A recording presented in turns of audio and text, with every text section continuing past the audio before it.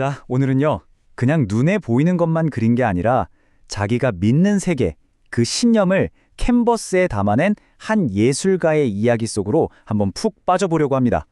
네, 바로 이 작품, 비너스의 탄생이죠. 아마 세상에서 가장 유명한 그림 중 하나가 아닐까 싶은데요. 근데 여러분, 혹시 생각해 보셨나요? 500년도 더 전에 이 그림이 왜 그렇게 말 그대로 혁명적인 작품이었는지, 그리고 왜 지금까지도 우리 눈을 뗄 수 없게 만드는지, 그 비밀을 한번 파헤쳐 보죠. 그럼 이 걸작이 가진 힘이 도대체 뭔지 그림을 아주 세세하게 한번 들여다볼까요? 자, 이게 1480년대에 그려졌어요. 근데 한번 생각해 보세요. 그때는 당연히 성경 속 이야기가 그림의 주제여야 했거든요. 그런데 이건 뭐죠? 성경이 아니라 고대 신화의 한 장면을 떡하니 그린 거예요.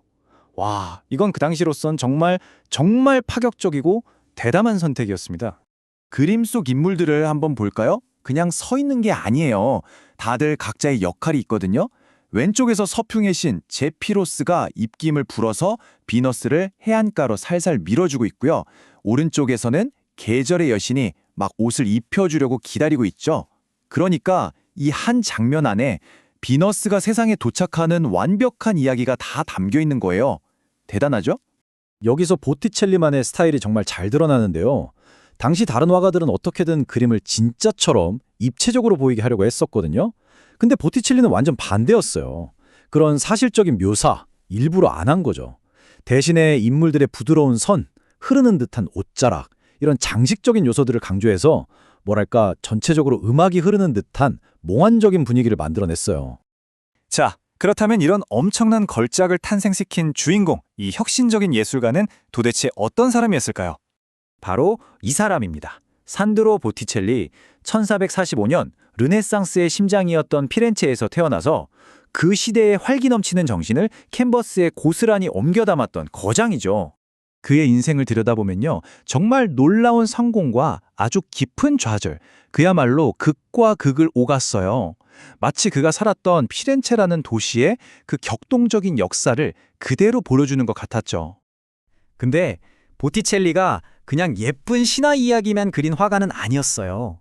그는 그림에 아주 복잡한 철학, 사상을 담아냈거든요. 그게 가장 잘 드러나는 작품이 바로 또 다른 걸작, 프리마베라입니다. 이 프리마베라, 즉 봄이라는 작품인데요. 흔히 비너스의 탄생과 짝꿍 그림이라고들 하죠. 이 그림은요, 그냥 봄의 풍경이 아니라 하나의 철학적인 메시지를 그림으로 번역해 놓은 거라고 보시면 돼요. 당시 유행하던 신플라톤주의라는 철학이 이 그림의 바탕에 깔려 있는데요. 이게 뭐냐면 우리가 보는 이 지상의 아름다움이 그냥 아름다움으로 끝나는 게 아니라 그걸 통해서 더 높은 차원의 신성한 사랑, 진리를 깨닫게 해주는 일종의 사다리 같은 거라는 생각이에요. 그래서 이 그림 속 인물들의 시선을 쭉 따라가다 보면 지상의 사랑이 어떻게 천상의 아름다움으로 이어지는지 그 과정을 우리에게 보여주고 있는 거죠. 아니, 그런데 이렇게 대담하고 심지어 철학적이기까지 한 그림을 주문할 수 있었던 사람, 도대체 얼마나 대단한 권력가였을까요? 바로 그 주인공이 메디치 가문입니다. 당시 피렌체를 꽉 잡고 있던 사실상의 통치자였죠. 그들의 어마어마한 부와 지적인 호기심이 있었기에 이런 예술적인 혁명이 일어날 수 있었던 겁니다. 그러니까 그냥 돈만 대준 게 아니에요. 메디치 가문은 우리는 이렇게 교양 있고 문화적으로 수준이 높다는 걸 보여주고 싶었던 거죠. 그래서 보티첼리에게 이런 신화와 철학을 그림으로 표현해달라고 한 거고요. 이 후원자와 예술가의 환상적인 만남이 말 그대로 서양 미술의 역사를 완전히 바꿔놓게 됩니다. 자, 그렇게 시간이 흘러서 보티첼리의 영향력은 오히려 점점 더 커졌는데요. 그가 왜 지금 오늘날 우리에게까지 이렇게 중요한 인물인지 한번 알아보겠습니다. 무려 500년이 넘는 시간 동안 보티첼리의 그림은 서양 미술에서 아름다움 하면 떠오르는 바로 그 기준, 그 자체가 됐어요. 그리고 그 뒤에 나온 수많은 예술가들에게는 마르지 않는 영감의 샘이 되어주었죠. 그 열기는 지금도 식지 않았어요. 매년 200만 명 이상, 200만 명이 넘는 사람들이 오직 비너스의 탄생, 이 작품 하나를 직접 보려고 피렌체의 우피치 미술관으로 몰려들고 있습니다.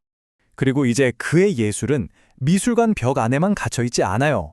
우리 삶 속으로 완전히 스며들었죠.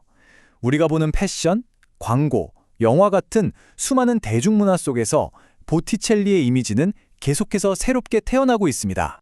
지금 우리는 정말 다양한 방식으로 보티첼리를 만나고 있어요. 그의 작품 속 여성의 아름다움을 다시 생각해보는 비판적인 시각도 있고요. 또 NFT나 VR 같은 최첨단 디지털 세상에서 그의 작품이 새로운 생명을 얻기도 하죠. 특히 가상현실 같은 신기술 덕분에 우리는 이제 시간과 공간을 뛰어넘어서 보티첼리가 창조한 세계 속으로 직접 걸어 들어갈 수 있게 됐어요. 이건 정말 우리 이전 세대는 상상조차 할 수 없었던 완전히 새로운 방식으로 이 걸작을 경험하는 거죠. 결국 보티첼리가 우리에게 남긴 가장 위대한 유산은요, 이 아름다운 그림 그 자체라기보다는 세상을 바라보는 완전히 새로운 방식을 우리에게 보여줬다는 것, 바로 그 혁신적인 생각 아닐까요? 그는 아름다움과 철학을 하나로 녹여내서 사랑, 자연, 그리고 신성함 같은 아주 근본적인 것들에 대해 다시 한번 생각하게 만드는 그런 상징들을 만들어냈습니다. 그리고 바로 그 점이 오늘 우리에게 이런 질문을 던지게 하죠.